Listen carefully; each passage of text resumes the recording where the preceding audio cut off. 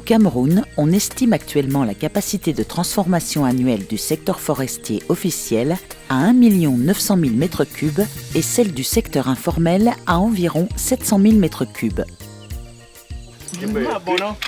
Les métiers du bois assurent ainsi un emploi et des revenus à des dizaines de milliers de personnes.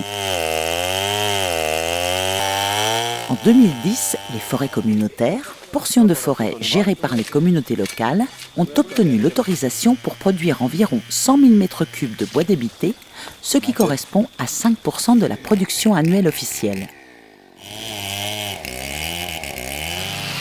En 2009, 65% des exportations de bois du Cameroun avaient comme destination les pays de l'Union européenne, grands importateurs de bois tropicaux. Vous savez, le bassin du Congo, c'est 200 millions d'hectares. C'est le deuxième poumon au monde. Après l'Amazonie, c'est le bassin du Congo. Et le bassin du Congo représente un réservoir important du carbone.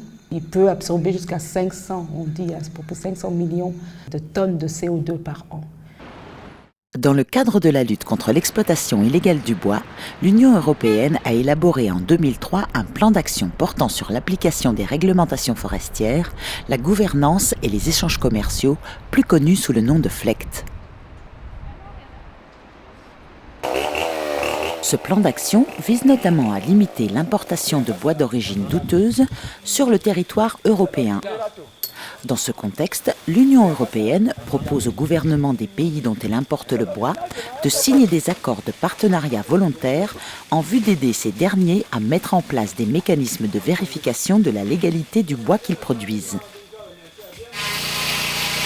Le Cameroun vient de signer en 2010 un accord de ce type qui prévoit de vérifier la légalité du bois produit par tous les types de titres forestiers camerounais, y compris les forêts communautaires. Les forêts communautaires ont été instaurées lors de la révision de la loi forestière de 1994 pour favoriser l'implication des communautés rurales dans la gestion et la protection des forêts. Pour définir une forêt communautaire selon nos textes, c'est une portion de forêt qui est dans le domaine forestier non permanent pour laquelle l'administration signe une convention de gestion avec une communauté donnée pour une durée de 25 ans et la superficie d'une telle portion n'excède pas 5 000 hectares. L'État a décidé de donner la forêt aux communautés. Un, c'est pour que la communauté puisse améliorer ses conditions de vie. Et de deux, c'est pour impliquer la communauté dans la gestion de ses ressources forestières. Et qui parle de gestion dit plan d'aménagement, plan simple de gestion, qui explique clairement comment est-ce que la communauté devrait contribuer à cette gestion durable. Donc, ce qui fait que cette gestion doit obéir à certains critères de gestion durable. Donc, rien n'est fait au hasard. Une forêt communautaire, c'est un espace que le gouvernement octroie à une communauté pour exploiter durablement et dont les bénéfices reviennent directement à la communauté. Après plus de 15 ans de foresterie communautaire au Cameroun, les impressions sont très mitigées. En effet, l'impact sur le développement local reste assez faible et peu visible. La foresterie communautaire est un processus qui est extrêmement long, demande un changement de la manière de travailler.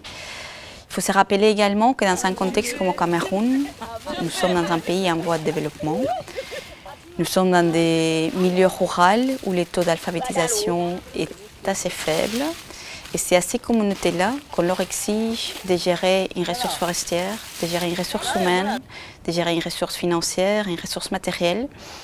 Donc on leur exige un niveau de gestion extrêmement élevé. La foresterie communautaire a déjà apporté quelques changements dans certaines communautés camerounaises. De manière directe, par la création d'emplois, la possibilité d'exploiter les produits forestiers non ligneux ou encore par la réalisation de projets de développement. La forêt communautaire donne du travail à la communauté, c'est-à-dire aux gens de Mambioko. Mais aussi de manière indirecte grâce à la création au village d'une main-d'œuvre salariée, source de dynamisme économique.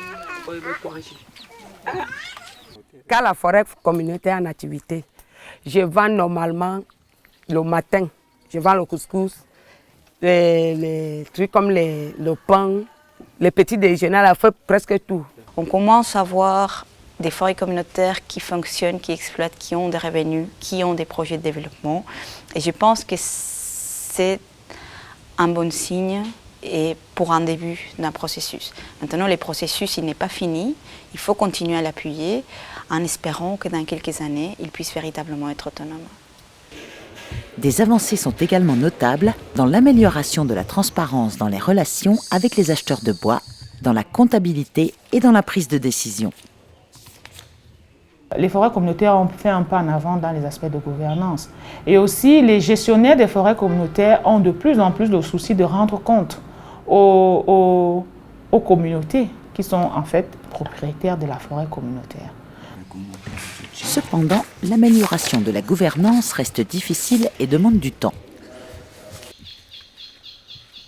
Afin de vérifier la légalité du bois qui circule dans le pays, le gouvernement du Cameroun, avec l'appui de l'Union européenne, a réalisé une grille de légalité et est en train de développer un système de traçabilité. Certaines forêts communautaires ont déjà développé un système de traçabilité qui leur permet d'identifier le bois dès l'inventaire à la vente en bord de route.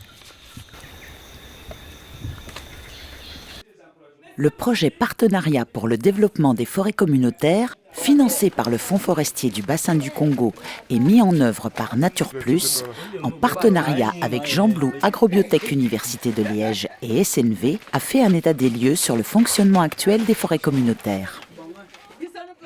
Une des études menées récemment par le projet a montré qu'il existe un écart considérable entre les grilles de légalité établies par le FLEGT et la réalité vécue par les populations locales.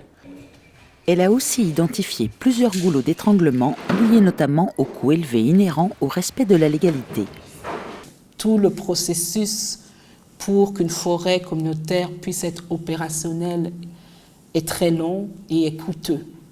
La première difficulté est liée à l'obtention des documents légaux au sein des forêts communautaires. C'est-à-dire, pour entrer en possession des documents légaux, d'abord, c'est très cher. Avant, une forêt communautaire coûtait 5 millions plus, et la communauté étant désarmée face à une situation, ne pouvait rien faire. Pour réaliser un plan simple de gestion et une étude d'impact environnemental, il faut envisager un montant allant jusqu'à 20 millions de francs CFA. Les communautés ne disposent pas de cette somme et sont donc obligées de s'adresser à des intervenants extérieurs. D'autres difficultés sont liées aux mauvaises pratiques dans un pays connu pour sa faible gouvernance. Le retard d'obtention des documents qui crée vraiment aussi problème du côté du gouvernement, la non-facilitation des traités de données, d'inventaire. C'est un truc très compliqué, il faut un peu donner de l'argent et tout pour que le dossier puisse traverser d'une étape à l'autre. Bon, ça crée vraiment des problèmes aux forêts communautaires. Les forêts communautaires sont mal armées pour résister aux pressions extérieures. Ces pressions extérieures sont celles venant d'un État qui est pratiquement inexistant à l'heure actuelle, ou très peu existant en tout cas, et avec toute une série de fonctionnaires à tout niveau qui sont devenus totalement indépendants pratiquement et qui vivent de circonstances et qui essaient de tirer un maximum en fonction des circonstances. Je crains fort que les impositions FLEGT soient détournées, ou pire encore, qu'elles soient utilisées au profit des administratifs, des contrôleurs à différentes étapes. Dans ce contexte, des documents légaux peuvent être achetés même en absence d'un fonds de dossier valide et il devient très difficile de vérifier qui respecte réellement la loi. La voie illégale devient vite moins chère et en définitive peu risquée. Les exigences légales portées aux forêts communautaires sont tellement importantes et tellement onéreuses qu'il en va de la rationalité économique que de ne pas les respecter. Vous pouvez ne pas respecter la loi et franchir les différentes barrières de contrôle en payant, alors que si vous respectez la loi, il faudra de toute façon franchir différentes barrières où il faudra payer également. Le projet PDFC documente la situation actuelle et espère que le FLEGT ne vient pas ajouter une difficulté de plus aux forêts communautaires, mais bien au contraire leur donner une opportunité pour alimenter légalement le marché national, voire international. Dans cette perspective, le FLEGT se présente comme une solution, car en améliorant la gouvernance forestière, on élimine la concurrence déloyale des bois illégaux. Si toutes les forêts communautaires rentrent dans la légalité, il y aura l'avenir. Avec l'arrivée du FLEGT, il y aura l'avenir. Seul l'avenir nous dira si le processus FLEGT va permettre une amélioration de la foresterie communautaire camerounaise.